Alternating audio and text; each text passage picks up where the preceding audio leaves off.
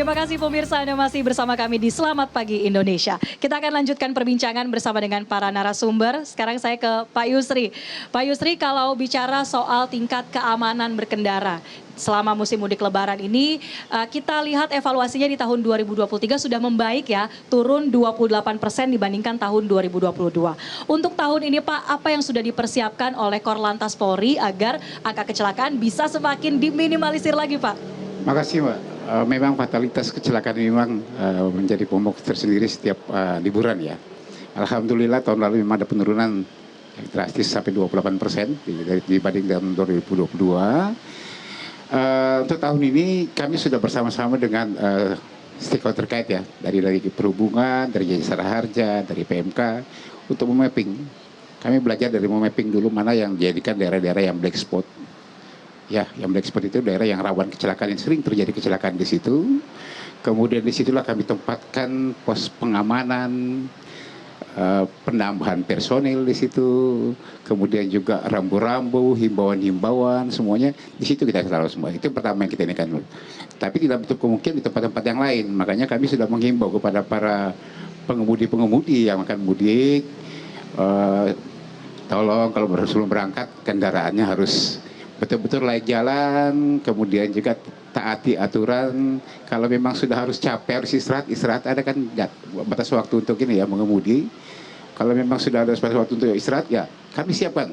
Pos pelayanan kami siapkan, pos pengamanan kami siapkan, rest area yang walaupun memang rest area ini jadi momok untuk kepadatan. Ada di situ aturan kita 30 menit sudah harus segera bergantian. 30 menit maksimal ya Pak ya, untuk bisa berada di rest area. Banyak yang mau mampir Mbak, makanya bergantian. Tetapi untuk mengantisipasi itu kita sudah siapkan juga barisan anggota-anggota di pada saat pintu masuk dan juga pintu keluar, pagar betis untuk bisa menghimbau masyarakat untuk silakan. Masih ada rest area yang lain untuk kita siapkan. Begitu, bicara soal pengaturan titik-titik keramaian seperti rest area tadi atau titik-titik yang terjadi bottleneck penyempitan, saya akan menanyakan ke Pak Hendro.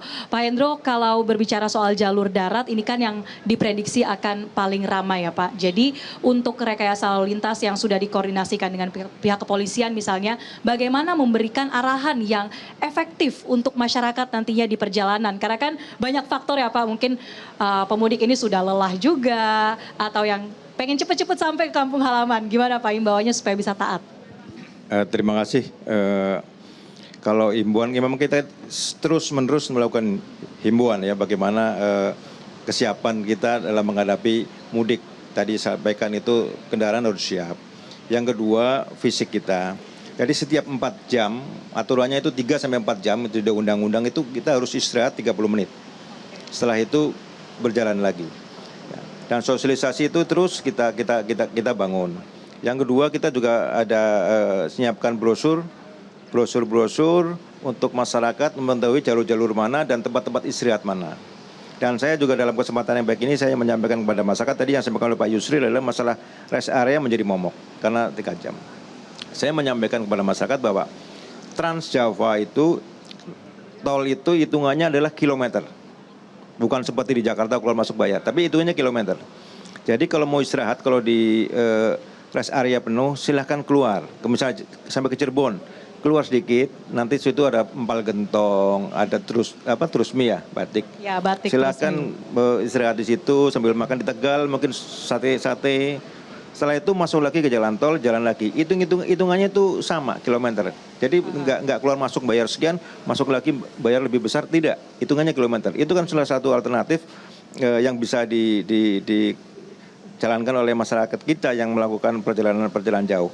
Dan di arteri juga banyak rest area yang kita siapkan, ya. Baik di rumah makan maupun di tempat-tempat. Kalau saya menyiapkannya itu di tempat penimbangan kendaraan itu saya tutup semua, saya gunakan rest area untuk saudara-saudara kita terutama yang bersepeda motor itu bisa beristirahat. 4 jam paling maksimal kita mengendari harus beristirahat. Oke, itu tadi yang pentingnya 3-4 jam berkendara, sempatkan istirahat selama 30 menit. Jangan juga menumpuk di istirahatnya di rest area yang sama. Bisa keluar sedikit melipir keluar tol. Nah, sekarang terakhir ke Pak Muhadjir. Pak Muhadjir, untuk merangkum semuanya Pak, jadi bagaimana memastikan koordinasi antar instansi pemerintah juga di masa-masa krusial ini Pak. Apalagi tadi Bapak sempat sebutkan ada faktor cuaca juga yang diperhitungkan. Nah, bagaimana mengkoordinasikan kondisi-kondisi tersebut Pak di lapangan? Paling tidak ada 5 ya komponen yang harus kita koordinasikan dan kita orkestrasi. Pertama itu ketersediaan, kemudian kelancaran distribusi, dan harga bahan pokok yang dibutuhkan selama Lebaran. Itu mulai dari beras sampai cabai ya, sampai cabai rawit. Kemudian ketersediaan dan distribusi BBM. Kemudian yang kedua itu mengkoordinasi transportasi, yang itu menjadi domain dari Pak Menhub dan Pak Dirjen, bagaimana supaya transportasinya lancar. Kemudian yang ketiga itu upacara atau kegiatan ibadah Idul Fitri itu sendiri, itu juga harus menjadi perhatian kita bersama. Kemudian yang keempat itu adalah destinasi wisata. Destinasi wisata terutama di daerah-daerah yang nanti akan dijadikan sasaran kunjungan para pemudik, itu juga harus disiapkan dengan baik. Dan yang terakhir arus balik, karena arus balik ini karakternya agak beda dengan mudik.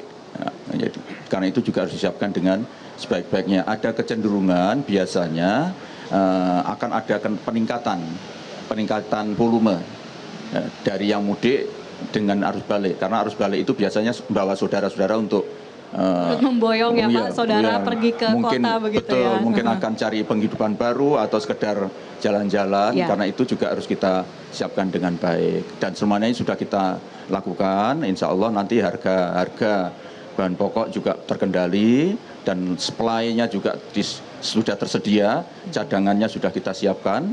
Kemudian untuk transportasi, tadi juga Pak Dirjen sudah menyampaikan, mulai dari tol, kemudian jalur utama, jalur arteri, jalur utama, dan jalur alternatif sudah kita siapkan, termasuk sekarang ini kita buka jalur fungsional tol sementara yaitu Japek 2 Selatan, yang itu nanti untuk mengatasi kalau terjadi kemacetan atau kepadatan akibat ada kebijakan kontraflow atau one way dari arah Jakarta keluar, itu nanti yang dari Bandung itu bisa dibuka lewat tol fungsional Japek 2, dan juga di Boyolali sampai Jogja Solo juga kita buka dan seterusnya. Kemudian untuk penyeberangan terutama yang kita beri perhatian sangat khusus itu adalah Merak Bakahuni, itu sudah kita buka, kita bagi menjadi 3 blok. Yang Ciwandan itu khusus untuk sepeda motor dan penumpangnya. Kemudian yang Merak itu kita siapkan untuk kendaraan angkut manusia orang, termasuk kendaraan orang pengangkut kecil. Kemudian untuk yang kendaraan berat besar itu kita taruh di BBJ. Baik. Nah, jadi sehingga semua nanti insya Allah bisa lebih lancar dibanding tahun lalu, walaupun volumenya memang ada kenaikan pesat. Baik, terima kasih Pak Muhadjir, Pak Hendro, dan Pak Yusri atas penjelasannya sudah berbagi bersama kami. Tapi kami mohon tetap di sini Bapak, karena sesaat lagi usai jeda kita akan melakukan flag off atau pelepasan dan juga penyematan rompi kepada tim Monitor Mudik Metro TV. Pemirsa tetaplah bersama kami di Selamat Pagi Indonesia.